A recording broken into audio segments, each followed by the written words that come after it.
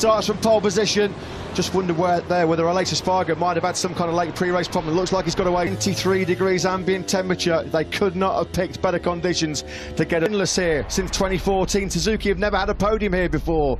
Will the 8 months or so. Who will be the king of Qatar here tonight? Well, we're about to find out as the riders sweep through a championship in history. It looks like the most unpredictable. MotoGP has it all. Indeed it does.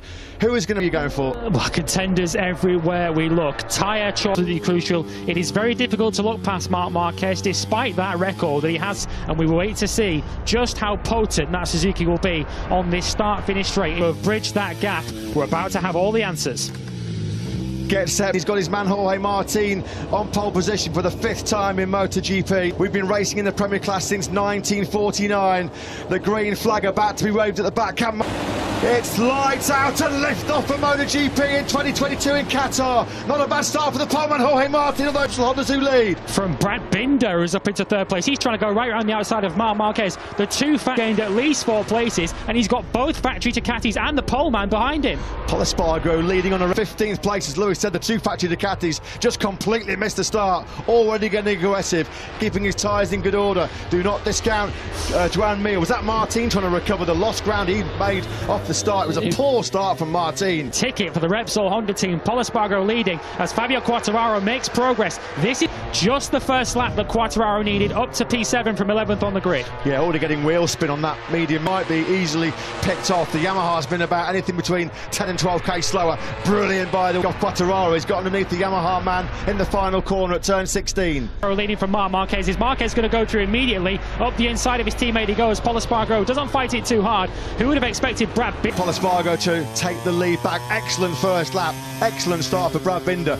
We've always said he's a Sunday man. Absolutely. He's ahead of Enea Bastianini, who is the leading Ducati on the road. Dropped 6 places to 19th. The Ducatis just did not get away. That's been a shocking start to 2020. Rear tyre on was Brad Binder now. That should pay dividends, you'd think, in the second half of the race. How much will Pol Espargaro? That's what so many people have told us in the paddock so far this weekend. It's going to be all about the last 6 or 7 laps and who's conserved the tyres the best. Pol Espargaro looking good at the front of this race. Joan Mir, though, is a key. Joan Mir is able to hold the slipstream, and he's able to hold Enea Bastianini behind him, although Bastianini is the fastest rider on track. Well, Bagnaia and Miller need a 1:54.953. That's the best lap of the Grand Prix we've seen so far. Fair play to the Italian. It's the first few laps of the race to make his way through the pack.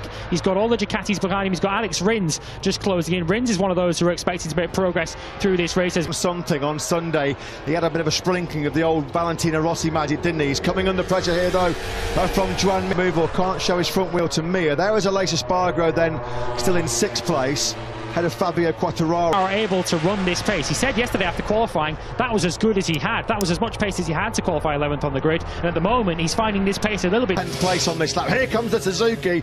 We would not have seen this in the recent years. Will be a Suzuki nudging, what, 355 kilometres an hour. Jack Miller is the engine, the rear ride height device. That Suzuki, without any question, is back as a championship contender this year. Rins then now up into, what, 8th place. Yeah, Ducati aren't really getting the fastest lap of the race. That was only a 10th faster than the riders ahead. Here comes Joan Mir again, having a look up the inside. Brad Binder does take the beast just behind him. Binder crucially has been able to go for that medium Michelin front tyre as well, which gives him that with their acceleration. They've got that better throttle connection. They've got more mechanical and electronical grit, and races in this MotoGP pack as well. So Mir's got his hands full here. Yeah, a bit of a queue now for him behind Pol Espargaro. Marc Marquez did show a wheel, of course, early on in the race. Involved at the front. We'll have to wait and see. Fabio Quartararo still starting to get a little bit detached. He's got Pecco Bagnaia closing in on him. Ducati.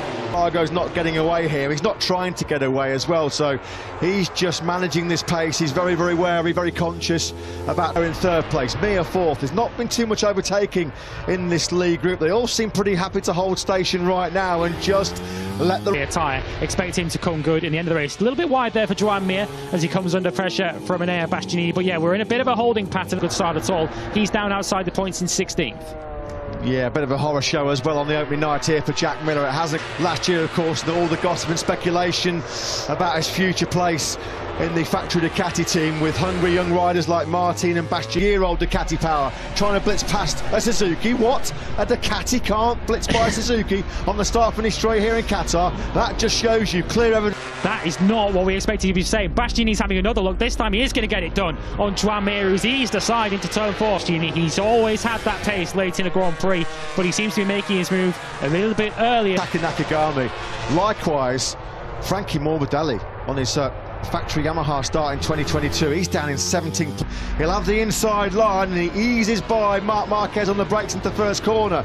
So Marquez, is he going to first corner in the Grand Prix of Qatar last year? So it's an easy mistake to make. Simon, down to you for some thoughts. Yeah, just about that braking. They rely on it with their braking marker, but if there's someone in front of them in the braking area, the wings don't work and they... The line from 6th place on the grid, and he's been happy to make the front running here. Of course, there's been missed opportunities, hasn't there, in the past of Polisbar. From Brad Binder, still there in 2nd place. Bastianini in 3rd, Marquez 4th, then it's Mir.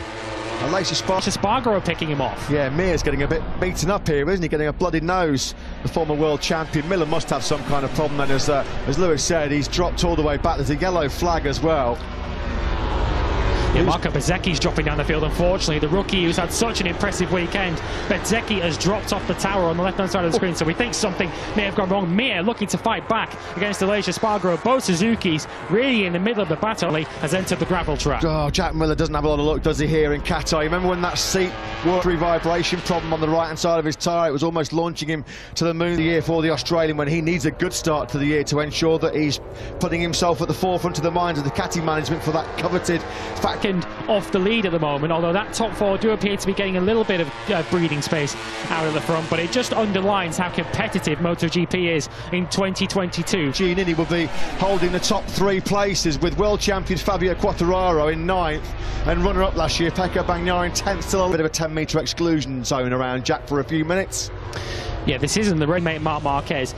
Will that still give up good grip at the end of the race? Brad Binder perhaps sitting pretty in 2nd place, but they're way out of contention at the moment. Yeah, I suppose the big question in terms of victory hopes here, can behind his teammate Juan Mir. He in turn then's got about 4 tenths back to Marc. Confident in his race pace on the factory Aprilia. The pace then drops to a 1:54.465. Here's the... Say a cuss word and the word electronics. That's really cruel for Jack. TM were in a world of trouble. They seemed in all sorts of problems. Seemed in a world of trouble back in pre-season testing. They made a step forward at the Mandalika test, but we never thought that we'd see Brad Binder. Well, now trying to get the switches, aren't they? Switch the mappings to try and maybe preserve a bit more tyre life as we get into the 2nd half of this Grand Prix. Miguel Oliveira looks like that's on the outside of turn 1. Well, unfortunately, this just continues his horrendous run. He scored just 9 points in the last 9 races of last year with 4 DNFs, and unfortunately... Whether Marc Marquez is just sitting pretty in 4th place, he seemed to want to talk his chances down over the course of the weekend of challenging for the win and for the podium. It's pretty clear at this... Of course, the boss of the Gresini team, the widow of the late former 125cc world champion Fausto Gresini, fantastically carrying on. Fausto, can't believe it. What a disastrous night for the Ducati Lenovo team. Jack Miller already out, and bitterly he runs over to console Jorge Martin. Espargaro, look, he's already looking if he's making a bit of a gap out of the front. He's a 1/4 of a second, 3/4 of a second, should I say, clear. Joyous, they took their first ever podium lockout in Valencia in their Grand Prix history since they arrived on the red bike so far this weekend. Now they're just still moving some of the debris, aren't they? That's why the yellow flags have still been acting so good, so strong at the front of this Grand Prix still.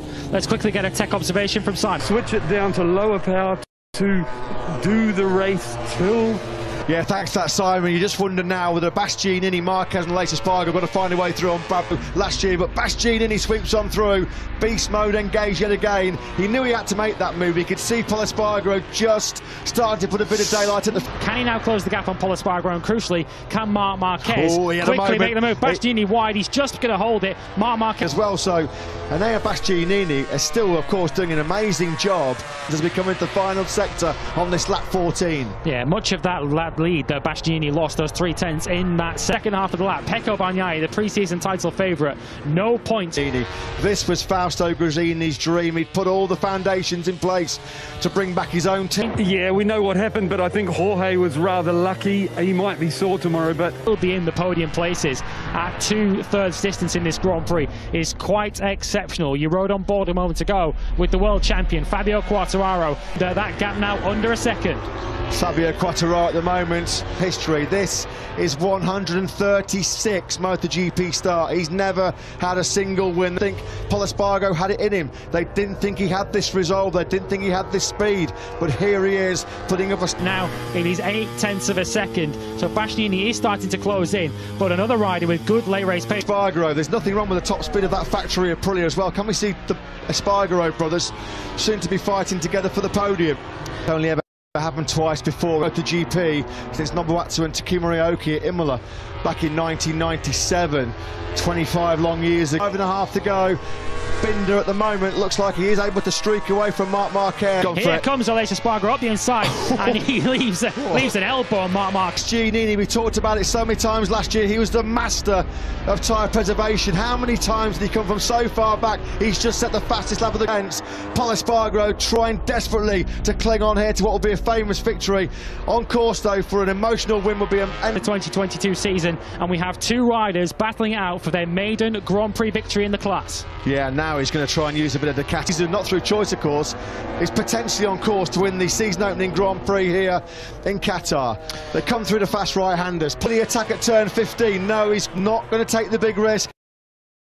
It just looks... A shake from the nose of that Honda for Pol Espargaro as he came round turn 14, but here's where we expect them straight past Pol Espargaro. Can Pol Espargaro get back past? Does he have any grip on the brakes to get past? No. Bastianini gets his stop to Pol Espargaro. In fact, runs wide. Brad Binder's in second. Pol Espargaro's got back on in third. He's just managed to hold up his brother, but yeah, now, what an emotional win this would be. Oh, this team was set up by Fausto. But this is the rider that they're all trying to catch, and Enea Bastianini continuing to lap pretty solidly in the 155s. Brad worked out, although at the moment he's hanging on to the podium. He's coming under pressure though from his older brother Pol Espargaro. There's a bit of bragging rights at stake here, as well as 16 points for the race. A 154.6, that was 0.8 faster than Fabio Quartararo. So Quartararo actually might lose. On this final lap is between the two Espargaro brothers. Here they are. Pol Espargaro running in third position. And he hopes behind him. The tears are already flowing. We can't underestimate MotoGP. He loved and lived for racing, and there his Enea Bastianini has what, just over 5.3 kilometres to go between him. Lose this one. Brad Binder though, second place incoming for the first Grand Prix of the season for the factory kit. Enea Bastianini on the Gresini Racing Ducati, the year-old GP Ducati 21. He threatened this when he topped the top. Right the way down to the checkered flag, but only 2 more corners to go. Enea Bastianini just needs to keep it smooth. Reigns supreme in the Middle East. What an emotional victory for Enea. Espargaro does indeed hang on for third spot. Aleix Espargaro takes fourth. Did get Quartararo on the last lap. We'll just pause for a moment. At garage. Tears start flowing, and you can understand why. What an incredible former team boss at Fausto Gresini, the man who gave him his big break in Grand Prix racing as a Moto3. History made on the